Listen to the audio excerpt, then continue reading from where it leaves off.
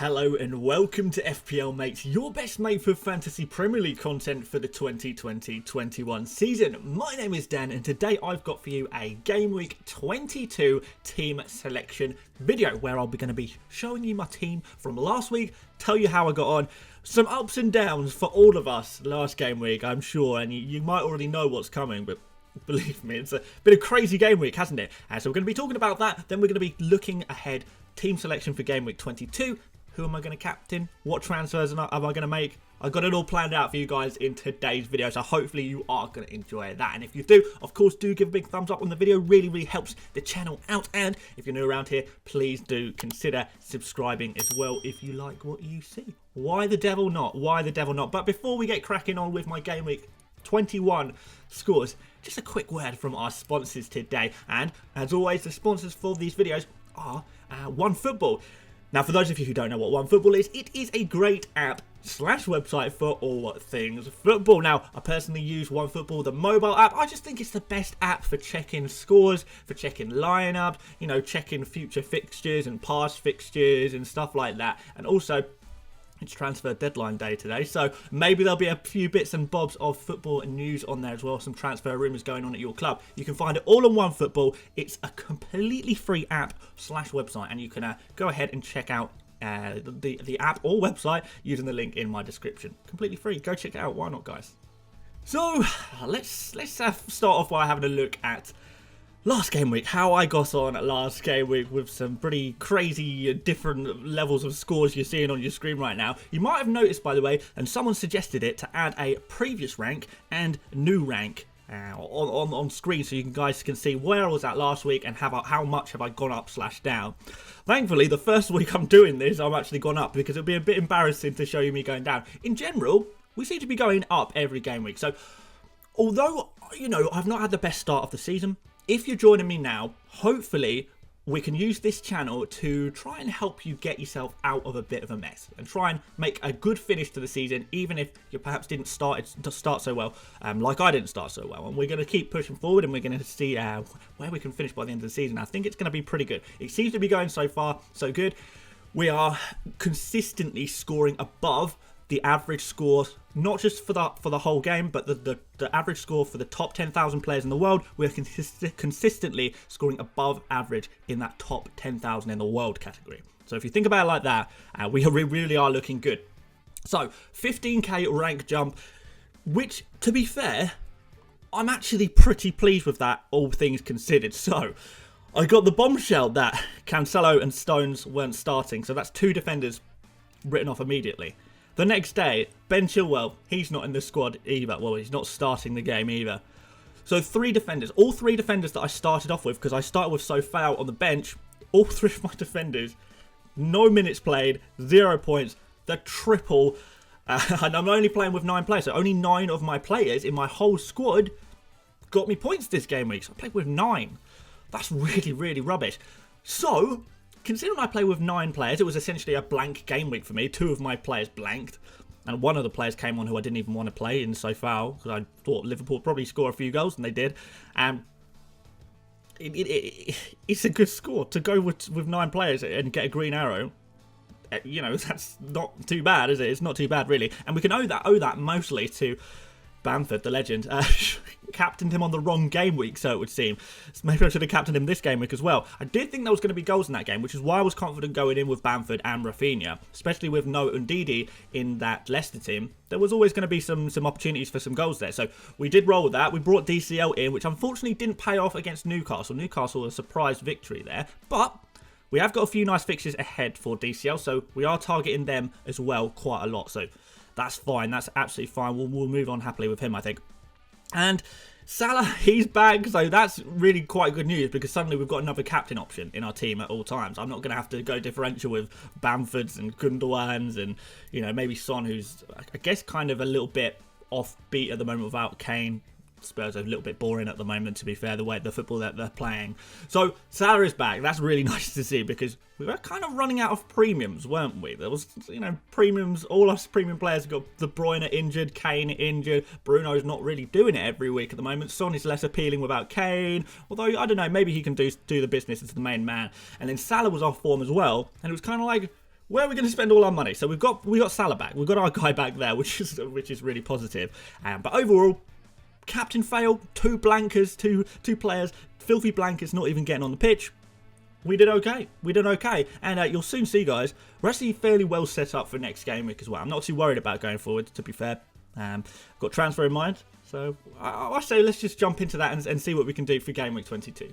So guys, one free transfer, 3.9 million in the bank. Of course, we freed up a lot of money by transferring Kane out and bringing in DCL last game week. So we've got a little bit of money in the bank, which is going to be really useful for improving our team and also improving our bench, ready for a bench boost in game week 26, where we are expecting a fairly large double game week, to be fair. I think maybe, you know, most teams will probably have double game weeks there. So that's going to be a really nice opportunity to have a bench boost and just go all in on the bench boost.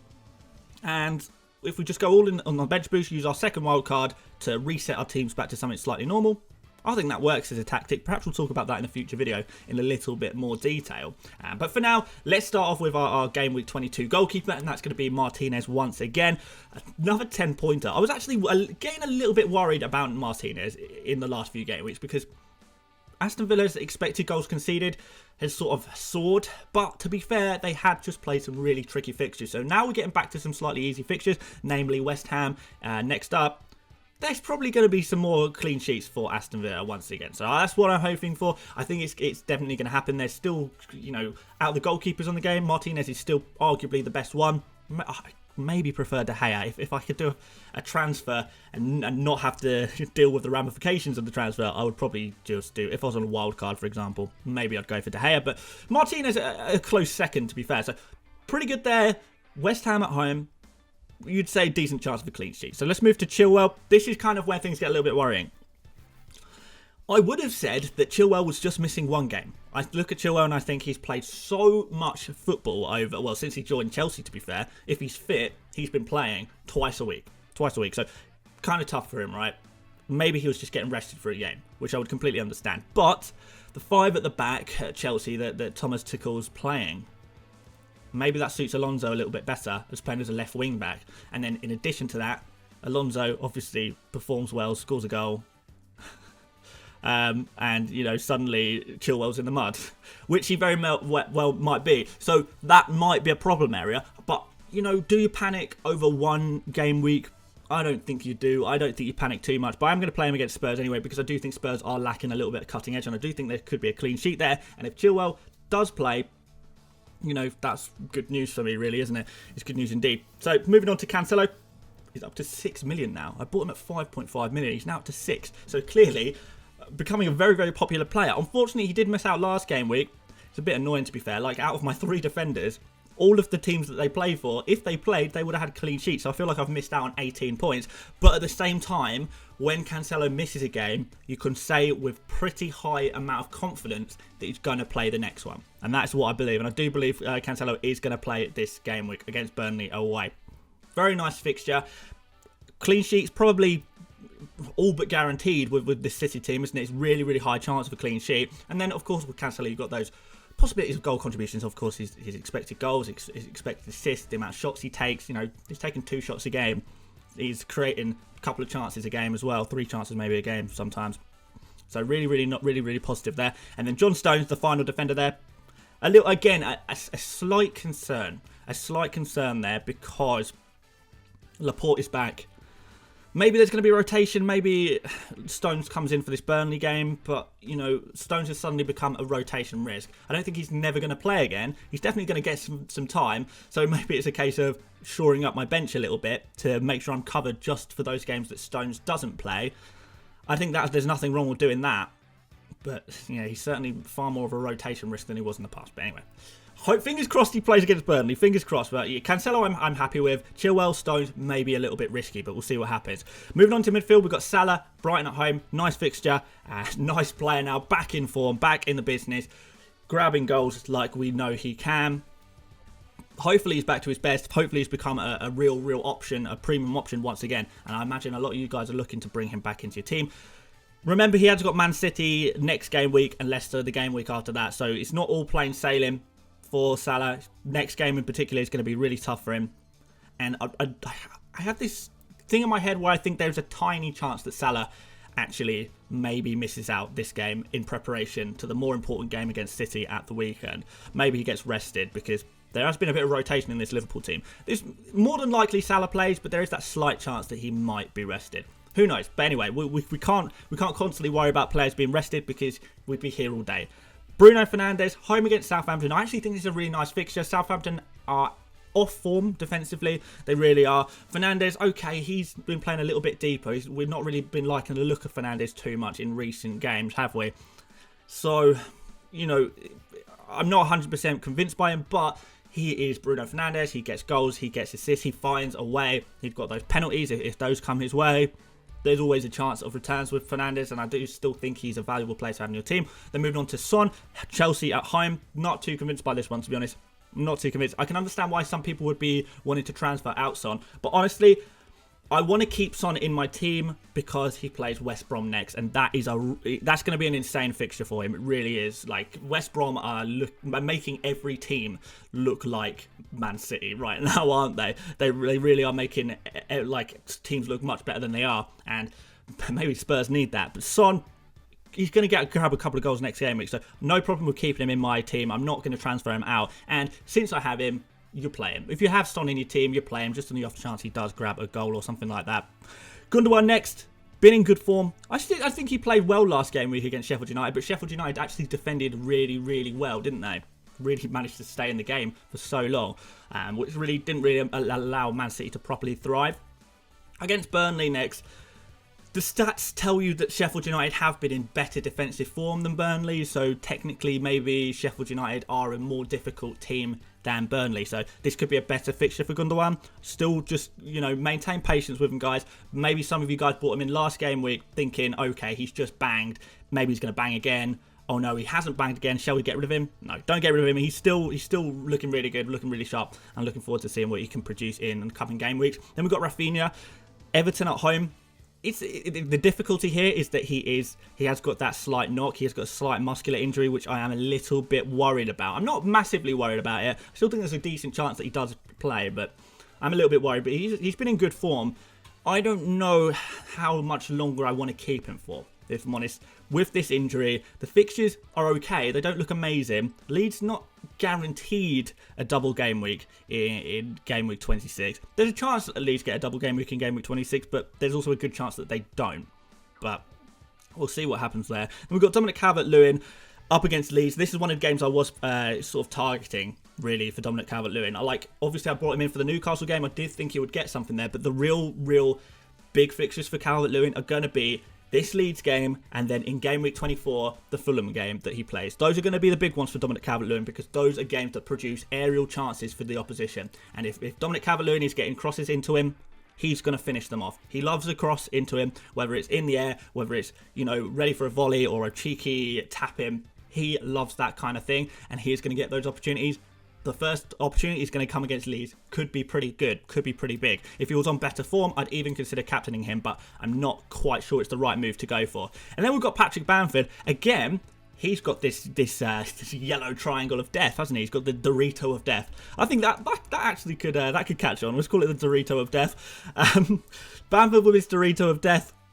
It's not as severe as Rafinha. It looks like it says on FPL it was a dead leg or something like that. I don't think the injury is that severe from what I've read about. So this is not as worrying, and also, you know, you've got the fact that Bamford is far more key, I guess, to Leeds. There's no real natural replacement in that Leeds team for Bamford, whereas Rafinha, the injury is a little bit more severe. And you feel like, okay, maybe Hernandez can come in. Maybe Diego Costa, is he still at Leeds? I don't know. Maybe he's not. I've not heard his name in a while. Helder Costa. Maybe he's gone. You've got sort of some other players that can fill in at the right wing. You know, Rodrigo's played on the wing before many times as well. So there's more natural replacements on the wing for Rafinha. Whereas Bamford, who's going to fill in there? Well, Rodrigo would probably be the one to fill in there, but he's a very different kind of player, Rodrigo is, and he's, you know, more used to playing further deeper back. So if anyone's missing out, it's Rafinha. But maybe they both play, who knows. Anyway, quickly on the bench, Forster, never going to play. Let's not worry about him. So far against Aston Villa, pretty good, decent first sub to have there. You know, like I said, we've got Chilwell and Stones, potential rotation risk. As long as one of them plays out of Chilwell and Stones, I've got it covered with Sofal. But, you know, we've got Ferguson on the bench there, who is not covering anything because he's too injured. So we've also got Che Adams on the bench there. Manchester United away. He didn't start last game. I think maybe he comes back into the team for this game, but I'm not expecting huge amounts of things. But again, there is worse cover to have than Adams. I'd rather have Adams as cover than, you know, Brewster as covered, who is the 1 point bandit, you know. So we've got 3.9 million in the bank, and I can go two ways with this team. I only want to make one transfer. -4s I don't think are working at the moment, if I'm honest, guys. I don't think the minuses are working because the game is a little bit unpredictable at the moment. You know, people taking -4s to take out Bamford last week. Obviously, that didn't pay off. You know, people taking -4s to put in Cancelo, and then he doesn't even get on the field.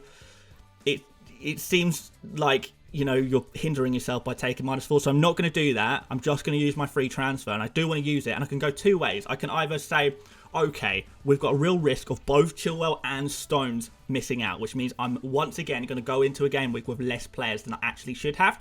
So in that case, it would be a case of upgrading Ferguson, and the player I'd be upgrading Ferguson to would be Holding. That would be the player I'd be going for, Holding at Arsenal. Perhaps if it was next game week, I'd be going for Rudiger. But this game week, I would go for Holding. Arsenal sort of, after Man City, when I talk about the best defences in the league, Man City, clear.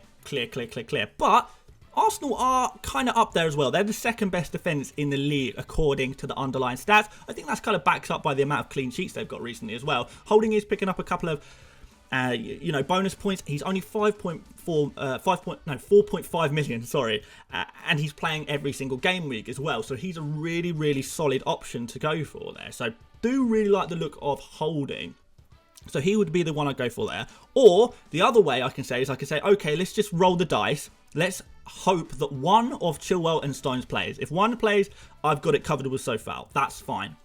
And then I upgrade somewhere else, and the one area that I would be most confident about upgrading is Rafinha and taking him out. He's done a great job for me and my FPL team over the last couple of game weeks. There's no denying that, but he's got some tougher fixtures coming up that I don't really like the look of. You know, Everton next, got Arsenal coming up. Not really convinced by that, and he's nursing this minor injury, and I don't really want to have to bring on Adams. In the case that Rafinha is rested, I don't want Rafinha because he's got this minor injury. Maybe he doesn't start the game because he's not fully fit and he comes on for a one-pointer. Don't really want that. Do I think Everton are going to concede a lot of goals? I don't think they will concede a lot of goals really anyway. You know, maybe one or two tops. I'm counting on Rafinha being involved in one of those goals. I don't know. I'd be more confident with Bamford if I'm honest.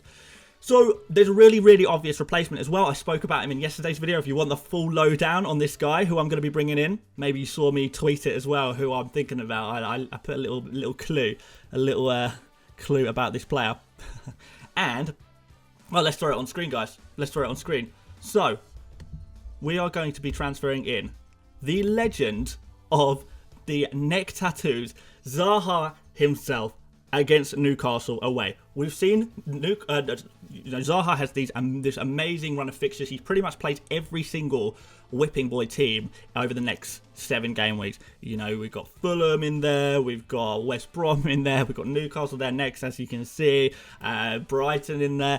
Every good fixture that you could possibly imagine is all in a row. So, who are you picking out of attackers at Crystal Palace? Out of all of Crystal Palace, to be fair, there is one guy who stands out every time when you look at the Crystal Palace stats, and it is Zaha. Zaha is a troll player. If you're going to put him in, you hold him through the good and the bad. You've got to do it. You've got to be patient with him, man. You really do. He's going to get you 2 points, 2 points, 3 points. Then suddenly he's going to get you an 18-pointer. That's how he works. So if I can be patient with Zaha, and I think I can this time, third time's the charm. You guys have got to encourage me to be patient with the neck tattoo legend. You got to encourage me to be patient. But if I can be patient through this 7-game period, I think Zaha is going to reward me. Also, Crystal Palace, higher chance of a double game week in game week 26. This is something we like. I think that's just the right move. Good fixtures. Pretty good underlying stats. Underlying stats much better than Rafinha. He's getting points. He can get some big hauls in some of these games that are coming up. He's looking good. He's looking sharp. I like the look of him a lot. 7.2 million. You know, he was a little bit more expensive than that before. I think this is a good move. I really do. I think this move improves my team a lot, and I can just have him and not worry about that position for 7 game weeks. Imagine that, guys. Just having a play you can set and forget for 7 game weeks. That's the situation I'm in. I love it. So that's what we're going to be doing. There's 2.1 left in the bank, so we've still got plenty of money to be upgrading our team. We're going to, upgrade Forster in the coming game weeks. We're going to upgrade Ferguson. We'll probably swap out Adams as well at some point. Maybe even swap out Sofal. I'm not 100% sure on that one yet. We'll have to wait and see. So there's still upgrades to be done, but let's just focus on our main team for now. We've got a couple of game weeks left till the double game week comes.